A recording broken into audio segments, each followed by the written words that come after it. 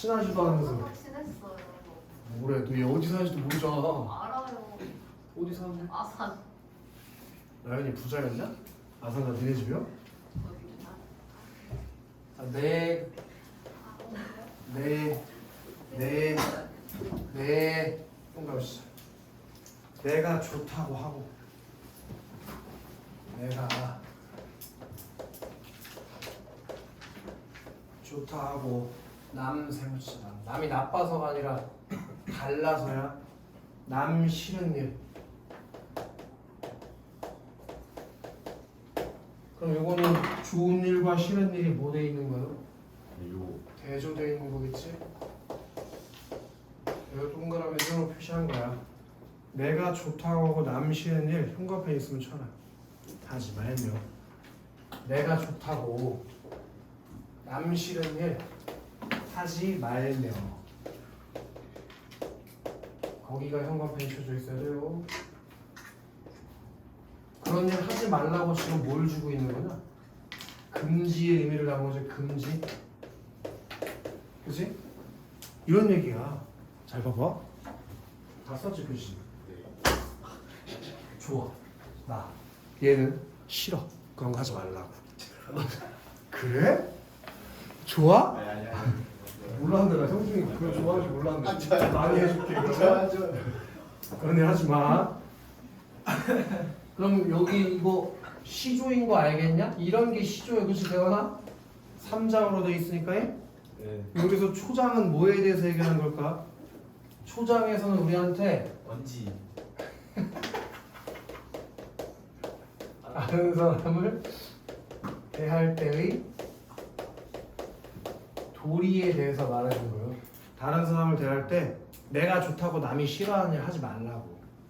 오케이? 그 다음에 중장으로 넘어가서 중장. 남이 한다고 해도 남이 하는 일이라고 해도 남이 해. 이거 남이 하는 일인데 의에다가 뭐 밑줄이나 하나 칠까? 의 이거 아니면 좋지 말리에다가 형광표 칠게. 좋지 말리. 의가 아니면 좋지 말리. 그렇게 의로운 행동이 아니면 하지 말라고 계속 뭐 하고 있어? 금지하고. 지금 뭐에다 형광펜 치는지 알겠어? 다 똑같은 말들에다가 형광펜 치고 있는 거야. 그러면 지금 이수래. 중장에서 니네한테 무슨 얘기를 해주고 싶은 거야? 의로운 행동을 권유하고 있는 거지? 다른 사람 대할 때 남 싫은 일 하지 말고 의로운 행동 아니면 하지 마. 이거잖아. 그치? 자, 우리 처음에 내였는데 이제 뭐가 돼? 우리에다가 동그라미 칠래? 그럼 처음에 나니까 한 명이었지. 우리니까 여러 명이 되지. 그래서 개인에서 집단으로, 개인에서 집단으로 의미를 확장하고 있다는 거 충분히 물어볼 수 있겠다. 원래는 예를 들면 이런 거야. 얘는 접동사 할 때 원래 그냥 접동사라고 하다 나중에 우리 접동사, 우리 누나라고 하잖아. 그게 우리 민족으로 의미가 확장되는 것처럼 1인칭에서 복수형으로 넘어가면 그게 의미가 확장되는 거야. 무슨 얘기인지 알아? 자, 우리는 천성을 지켜서 천성에다가 밑줄 치면 천성. 천성이 좀 쉬운 말로 바꾸면 뭐야? 타고난 성질, 성품을 말하는 거지? 우리는 천성을 지켜서 밑줄 생긴 대로. 생긴 대로 하리라. 그렇게 타고난 성품대로 하리라. 남을 따라하는 게 아니라 내가 원래 태어날 때부터 가지고 있었던 대로 살아라 라고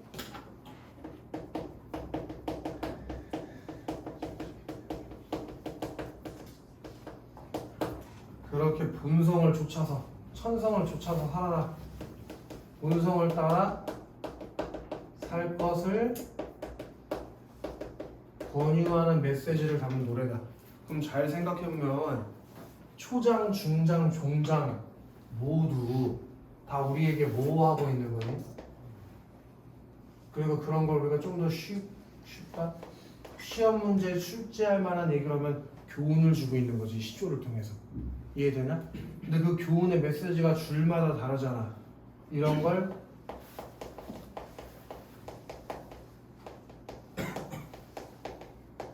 병렬적 구조를 해. 그러니까 쉽게 얘기해서 초장, 중장, 중장의 순서를 바꿔도 전혀 의미가 달라지는 게 없다. 이해되나? 이렇게 이 시의 주제가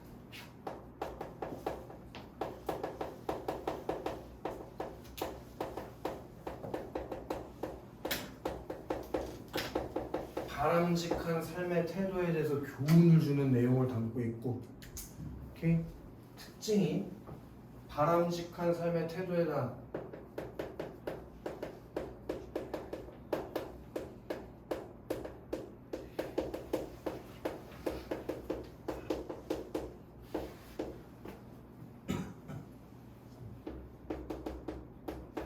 그런 유교적 교훈을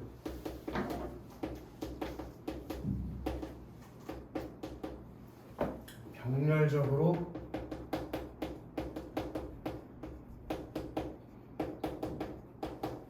나열하고 있다는 점. 그리고 비슷한 문장 구조에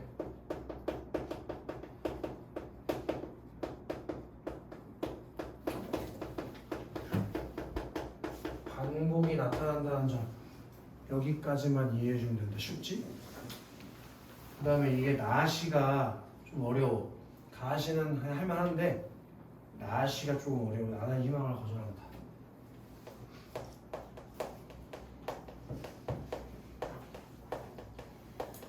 이거 미리 읽어봤냐? 이 시 내용 이해돼? 거지 같은 시가 있더라고. 읽어보자고. 나 여기 시적 하나가 나왔지. 이제 형주가 나는 희망이 없는 희망을 거절한다. 형주가 퀴즈야. 희망이 없는 희망을 거절한대. 형중아. 그럼 요 희망 있지? 희망이 없는 희망, 이거 긍정이야 부정이야? 그것만 판단하면 돼. 일단은 이게 무슨 개소리지? 라고 생각할 수밖에 없어. 어차피 뭐 이해 못할 얘기니까. 근데 뭘 근거로 이게 부정이라는 걸 판단하나? 얘를 거절한다는 걸 근거로 부정적이라는 것 정도 판단할 수 있지. 그거라도 하면 된다고. 아니 그렇잖아. 어떻게 이게 희망이 없는 희망이 무슨 개소리냐고. 그지? 요 희망에는 희망이 없다. 거기 이거 희망인데 희망이 없을 순 없잖아. 무슨 법이 쓰였다는 걸 알 수 있어. 그 정도 찾으면 돼. 어차피 내용은 이해 못할 거니까 이해할 필요도 없고 내용 이해하다 시간 다 가. 그냥 아 그렇구나. 희망이 없는 희망은 없구나. 그런 건 싫어하는구나. 하자가. 오케이? 왜일까? 왜 희망이 없는 희망을 거절할까? 희망은 기쁨보다 뭐에 가까워서? 분노에 가까워서. 희망이 기쁨보다 분노에 가깝대. 그럼 좋은 건 아니겠지. 그 정도만 판단하라고.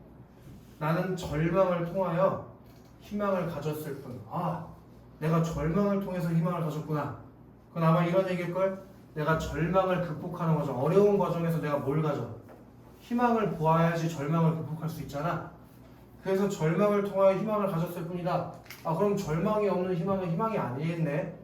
라고 생각해 볼 수 있지? 그래서 희망을 통해 희망을 가져본 적은 없대. 그냥 그렇게 읽으면 돼. 자, 나는 절망이 없는 희망을 거절한다. 나는, 그럼 얘도 세모 봐봐야겠네. 절망이 없는 희망.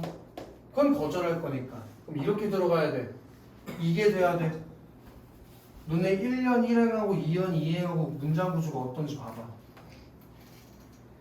나는 무엇을 거절한다. 나는 무엇을 거절한다. 이거 두 개가 비슷한 문장 구조 반복돼 있지 않아? 그럼 무슨 법이 써 있다고 볼 수 있나? 대꾸법 써 있다고. 유사한 문장 구조 반복됐다는 거 설명 안 해도 되는 거잖아. 그러면 앞으로 문항할 때 꼭 이렇게 해. 문장 구조가 같을 때 안에 들어있는 단어는 의미가 같은 말이야. 그러니까 희망이 없는 희망이 절망 없는 희망이랑 같은 뜻으로 쓰이고 있는 거라고. 오케이? 그렇게 가는 거야. 문장 구조가 반복되어 있는 문장에 쓰여 있는 단어는 의미가 같은 말이라고. 즉 희망이 없는 희망이 절망이 없는 희망이랑 같은 말이라고. 그건 얘가 거절할 거야. 그럼 거꾸로도 한번 추론해봐. 절망이 없는 희망은 거절당하지.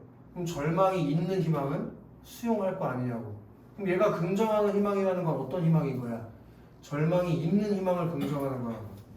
이해돼? 절망이 없는 희망은 거절할 거니까 거꾸로 생각해보라고. 오케이? 그래서 희망은 절망이 있기 때문에 희망이다. 거기 희망은 절망이 있기 때문에 희망이래. 여기 말이 안 되는 얘기잖아. 희망이 어떻게 절망이 있어? 이게 무슨 법이 있냐? 역설법이 있는 거지. 역설법. 오케이? 그럼 이제 여기는 조금 이해해주면 좋긴 좋아. 지금 수업 시간이니까 이해시켜주는 건데 실제 시 읽을 때는 이해 못해도 상관없어. 이게 무슨 말이야? 희망이 절망이 있기 때문에 희망이다. 이게 무슨 말이냐? 절망 속에서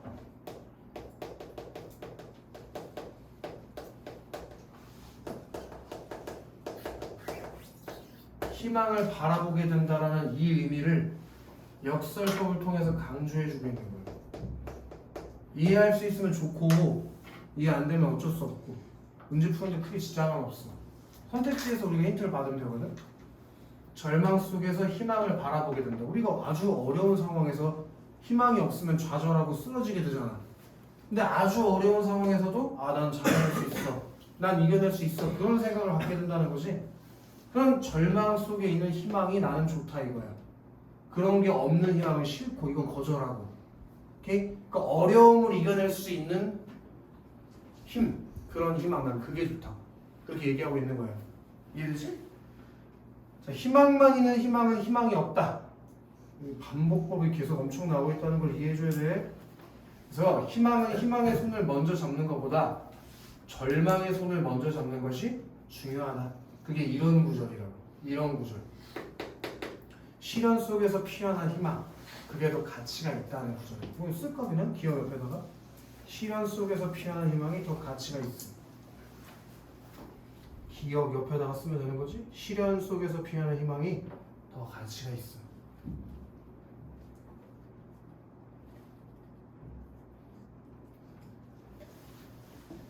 이해됐어, 강민? 자, 희망에는 절망이 있다. 희망에는 절망이 있다. 이것도 논리적으로 말이 안 되잖아.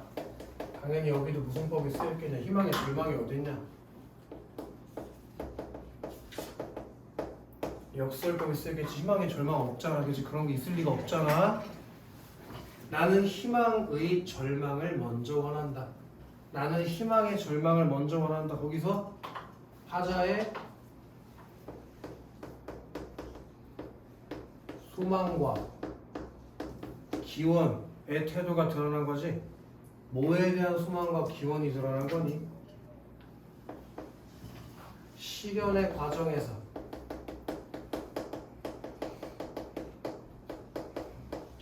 절망을 통해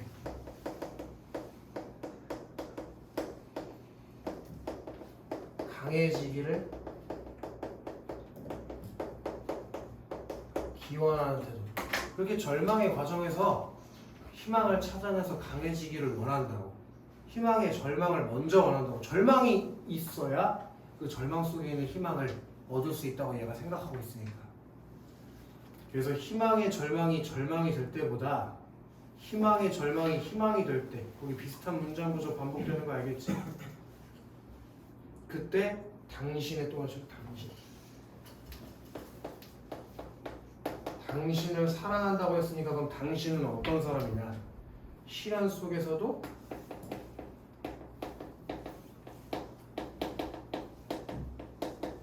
희망을 품을 줄 아는 사람. 즉 쉽게 얘기해서 절망이 있는 희망을 발견한 사람, 그런 사람을 사랑한다, 그거야. 간단하지, 그치? 그래서 얘는 주제가 절망 속에서 품는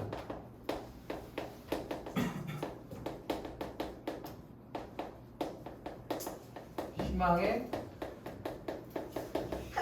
가치에 대해서 노래하는 내용이고, 뭐 여러 가지 특징 얘기할 수 있지만 이 시에서 꼭 기억해야 되는 제일 1번 특징이라면 역설법을 써서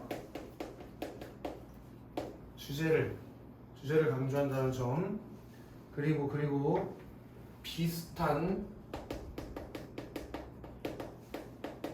어구를 변형 또는 뭐 반복이라고 해도 돼. 그걸 통해서 의미를 강조하고 있다는 점, 그리고 동일한 시어의 반복을 통해서 뭐 희망과 절망이라는 단어가 한 10번은 나왔을걸? 그걸 통해서 의미를 강조해 준다는 점, 그리고 4번 특징 같은 게 이제 문제 풀다 너네가 좀 헷갈려 하는 내용인데, 현재 시제 또 뭐뭐 다 같은 어미 이런 것들을 통해서 단호한 의지적 어조, 그리고 그런 걸 우리가 좀 다른 말로 단정적 어조라고 시험 문제에서 가끔 물어보지. 단정적 어조라는 게 뭐뭐 다 이렇게 끝나서 다른 거 생각하지 않게 만드는 게 단정적 어조야. 여기가 지금 그렇잖아. 오케이? 그럼 이제 마지막 다의 여유단기가 보자. 제목이 여유단기인데 형중아, 거기 기에다가 동그라져 기. 그리고 여기 있는 친구들 아마 2학년 때 글쎄 대부분 난 배운 걸로 알고 있는데 안 배웠으면 어쩔 수 없고, 수호제기라는 작품 배운 적 있어요. 수호제기 모르면 어쩔 수 없다잉. 그렇게 제목에 무슨 기나 무슨 설 이렇게 끝나는 게 있어. 뭐 참화설, 이옥설, 수호제기 이런 거, 그런 건 전부 다 한문 수필을 말하는 거야. 한문 수필. 그래서 자신의 어떤 생각을 통해서, 경험을 통해서 깨달음을 주는 글, 그런 걸 기라 그래. 기. 한문 수필이야. 그러니까 이거는 고전시, 현대시, 수필, 교술갈래 이렇게 세 가지를 엮어놓은 복합지문인 거지. 얘는 내용이 아주 난해, 읽기가. 한번 읽어보자. 가로 하나 열래? 자기가 하고 싶지 않으나 부득이 해야 하는 것까지. 동준아? 네. 자기가 하고 싶지 않으나 부득이 해야 하는 것. 지금 너가 앉아있는 것도 그런 거 아니야? 네. 공부, 미주실까? 그만둘 수 없는 일. 그렇게 내가 하고 싶지는 않지만 부득이 어쩔 수 없이 해야 하는 건 형중아. 네. 그러면 그만둘 수 없는 일이야. 그리고 자기는부터 걸어야죠.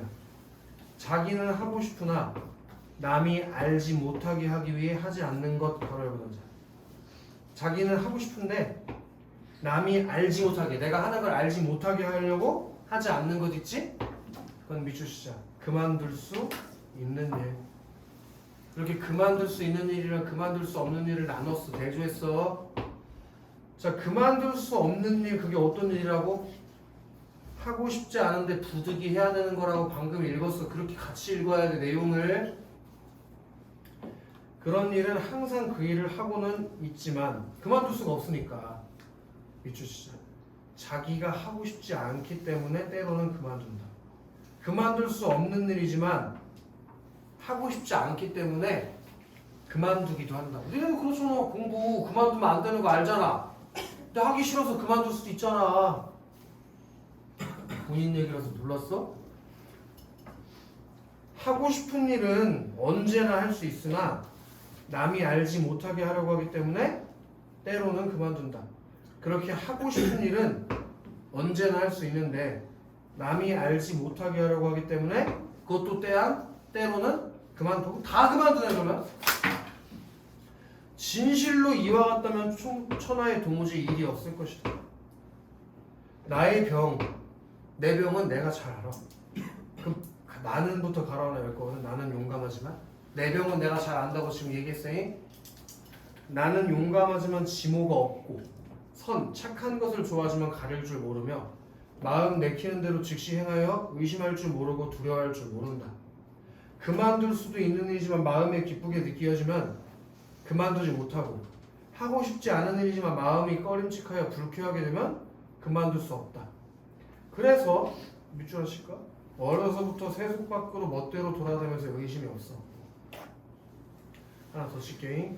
장성하여서는 과거와 공부에 빠져 돌아설 줄 몰랐고 하나 더 칠게. 나이 30이 되어서 지난 일의 과오를 깊이 뉘우치면서 두려워하지 않았다.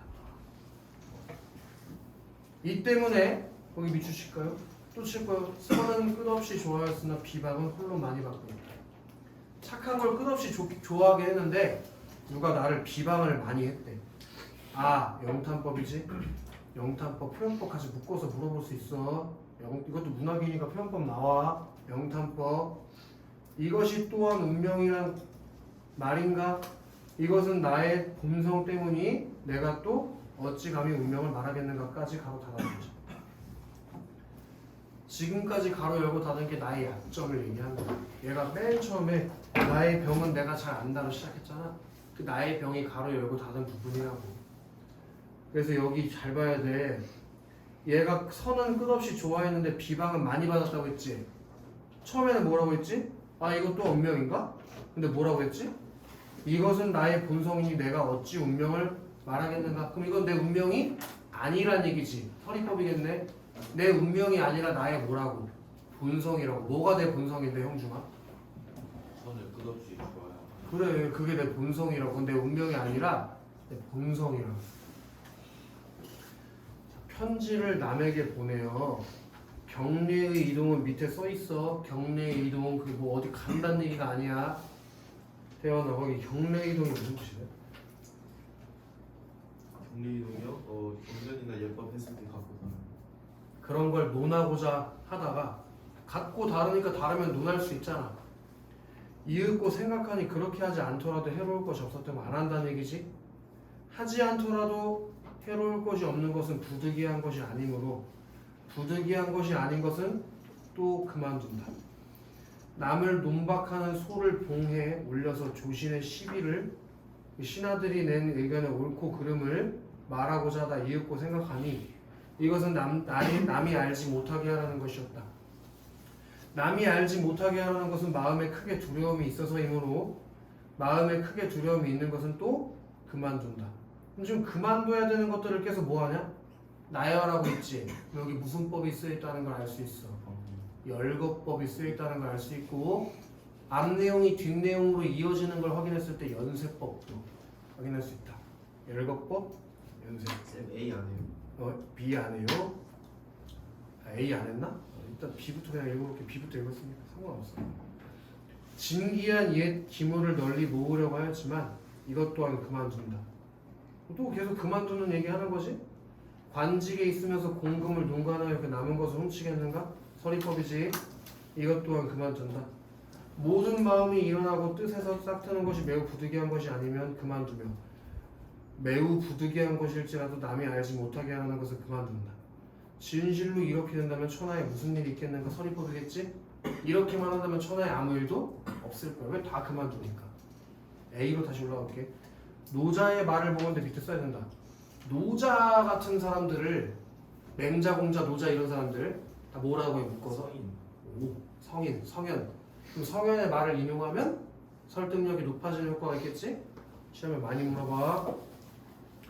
경운의 시내를 건너는 것처럼 신중하게 하고 사방에서 나를 엿보는 것을 두려워 경계하라 라고 하였으니 아, 영탄법. 그리고 다 여기 형광펜 하시자. 이 두 마디 말은 내 병을 고치는 약이 아닌가? 서리법이겠지? 이 두 마디 말이 내 병을 고치는 말이에요. 그럼 무슨 말일까? 이 두 마디 말이 뭔데? 신중하게 하는 것, 그리고 사방에서 나를 엿보는 것을 경계하는 것. 그게 나의 병을 고쳐주는 약이래. 대체로 겨울에 시내를 건너는 사람은 차가움이 뼈를 애도함으로 매우 부득이한 일이면 아니면 건너지 않으며 사방의 이웃이 엿보는 것을 두려워해 사람은 다른 사람의 시선이 자기 몸에 이를까 염려함 때문에 매우 부득이한 경우라도 하지 않는다. 그래서 그 밑에 P에서 다 자기가 아무것도 하지 않겠대. 그렇게 나열한 거야. 자, 마지막 문장 가볼게. 내가 이 뜻이 뭐지? 아무것도 하지 않겠다는 뜻. 그 뜻을 얻은지 6에서 7년 되는데 이것을 당의 편액으로 달려고 했다가 이윽고 생각해보고는 그만뒀다. 초천에다가 네모치는 초천. 초천이 정약용 고향이야. 고향. 진짜 이 사람의 고향. 초천에 돌아와야. 그러니까 고향에 돌아왔다는 뜻. 문미에 써서 붙이고 아울러 이름 붙인 까닭을 적어서 어린아이인데 보인다. 그럼 결국에 이 작품의 주제가 뭐가 되겠니? 뭐에 대한 얘기에서 하면 쓸까? 항상 조심하고 경계하며 살아야 함을 깨달아. 항상 조심하고 경계하며 살아야 함을 깨달아. 그렇게 노자가 얘기했잖아. 항상 신중하게 살고 경계하며 살아라며. 그치? 항상 조심하고 경계하며 살아야 함을 깨달아. 그런 내용이라 이거야. 그럼 1번 문제 풀러 가볼까? 1번 문제. 은영 1번 선택지 한번 읽어볼래? 1번에 1번이요. 자신이 실제 체험한 일을 바탕으로 삶에 대한 해방을 제시하고 있다. 이거는 수필에 해당하는 다만 맞고 가랑 나는 안 맞을 거 아니야. XXO가 될 거 아니야. 그러니까 안 되겠지. 그다음에 나연아 2번 한번 읽어볼래?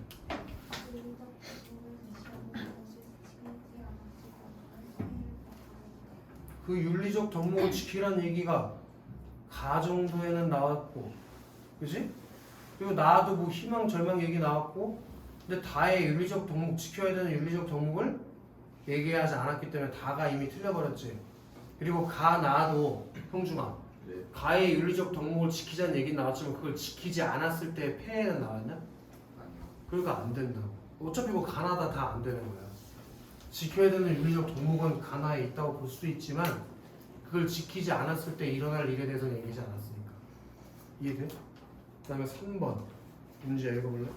타인에게 도움이 된 경험으로서 자신이 얻은 깨달음이나 가치관을 전달하고 있다. 완전히 맞는 얘기지. 가에서는 뭐 여러 가지가 있지. 다른 사람을 대할 때 도리, 그리고 의를 조침, 그리고 타고난 성품대로 살아라. 나는 절망이 있는 희망을 따라라. 다는 항상 신중하고 조심하게 살아라. 그렇게 다 깨달음이나 가치관을 전달했으니까 3번이 답이겠지. 그럼 동주야 4번 한번 읽어볼래? 가족의 작은 운명을 따르는 이유에 대해 진단하는 사실을 강조한다. 근데 가는 맞다고 할 수 있을 걸. 가는 천성을 지켜 생긴 대로 하라고 했으니까 나쁘지 않아. 근데 나랑 다해서 하늘이 정해준 운명대로 살아라고 안 했잖아. 그러니까 OXX 후라겠지. OXX. 심지어 다는 245쪽의 두 번째 줄에 이건 나의 본성 때문인 내가 또 어찌 감히 운명을 말하는 건 내 운명이 아니라는데. 그 다음에 하늘아 5번 한번 해볼래?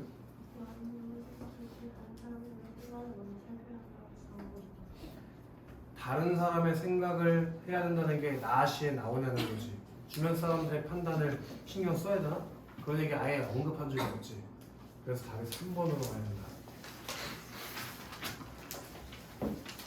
그 다음에 가의 화자가 다의 A를 활용하여 할 수 있는 말로 적절하지 않은 걸 고르래. 재현아 1번 선택자 말고. 상황의 이웃을 두려워하는 경계하는 마음을 가지고서 남이 싫어할 만한 일을 하지 않아요. 그렇게 당연히 얘기할 수 있겠지? 다의 A가 그 내용이니까. 형중 네. 2번. 남의 아픈 상사에도 그것이 이르는 일이 아니면 차가운 이별을 애틋하는 시내를 굳이 건너지 않으려는 것처럼 아예 시도하지 않는 것이 좋습니다. 가의 화자가 의로운 일을 하라고 했잖아.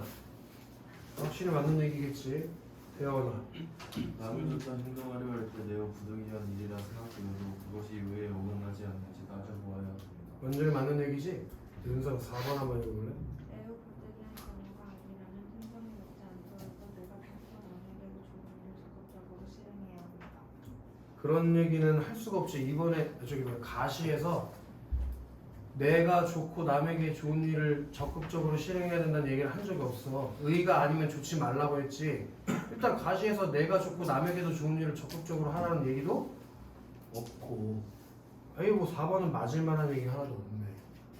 5번에 다른 사람의 시선이 항상 자기 몸에 이른다고 염려하면서 내가 좋다고 해도 그것이 남에게 어떨지 판단해야 된다. 남이 싫다면 하지 말라며 가시에서. 그 당연히 맞겠지. 그 다음에 우리 3번에 저기 뭐냐 기억에 대해서 이해한 내용으로 적절한 걸 고르라고 했는데 기억이 희망은 희망의 손을 먼저 잡는 것보다 절망의 손을 먼저 잡는 게 중요하다. 그게 무슨 의미라고 했냐?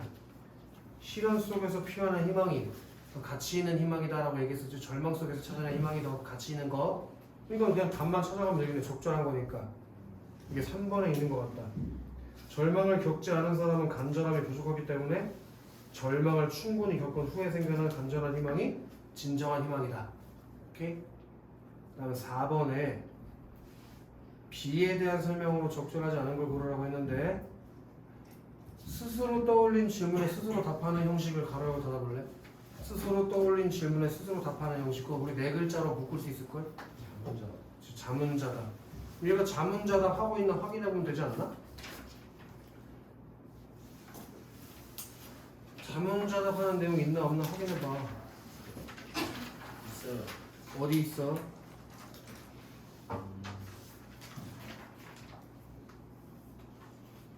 있어요. 어디 있냐고. B에 있어요. 비에 어디? 비에서 관직이 있으면서 공금을 농간하고 남의 것을 훔치겠는가? 이것 또한 그만둔다. 이런 것들이겠지, 그치? 그러니까 괜찮. 거기 나오잖아. 밑에서 몇 번째 줄이야? 4번째 줄. 관직에 있으면서 공금을 농간하면서 그 남은 것을 훔치겠는가? 라고 물어보고 이것 또한 그만둔다라고 혼자 답했지. 그 부분에서 1번 선택지 지울 수 있는 거지. 그다음 과거에 저지른 잘못들을 나열하면서 실패를 겪은 이유를 타인의 시각에서 따져봤다? 타인의 시각에서 따져본 거 맞아? 아니요. 그러니까 뭐 끝난 것이 2번이지 뭐.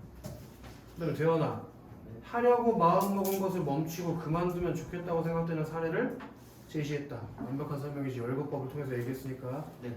그리고 연쇄법 있으니까 4번도 생각할 필요 없고, 앞으로 긍정적인 변화가 일어날 것을 기대하면서 의문형 문장을 통해 자신을 부각한 거 마지막 문장이 있어. 진실로 이와 같이 된다면 천하에 무슨 일이 있겠는가? 천하에 나쁜 일은 다 없을 거다. 그래서 5번이 맞기 때문에 답이 2번이네. 이거 쉽네. 원서가 5번 문제 보기 한번 읽어볼게요. 길은 대상을 관찰하고 기억하여 영원히 기억하고자 하는 것을 목적으로 하는 판문을 넘칩니다. 기가 다룬 대상은 특정 인물, 사건, 물품이나 풍경 등 매우 작다.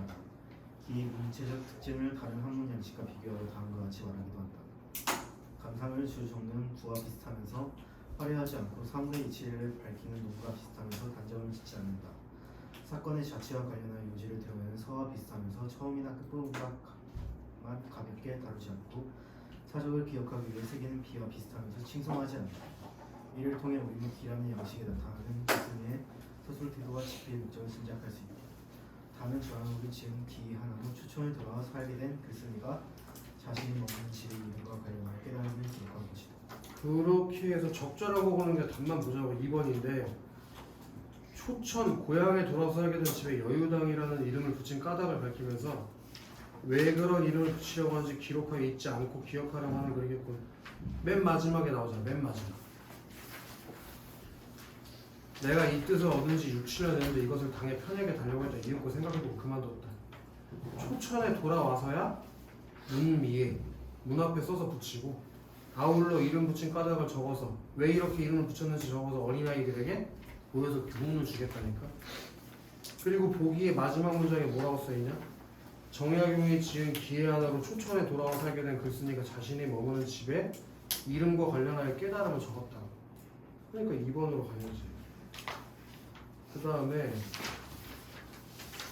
6번 문제에다가 별표를 치면 이런 게 글쎄, 이런 게 이제 수능에 나면 되게 특이한 유형이 되는 건데, 동주 보기 한 번만 읽어보자.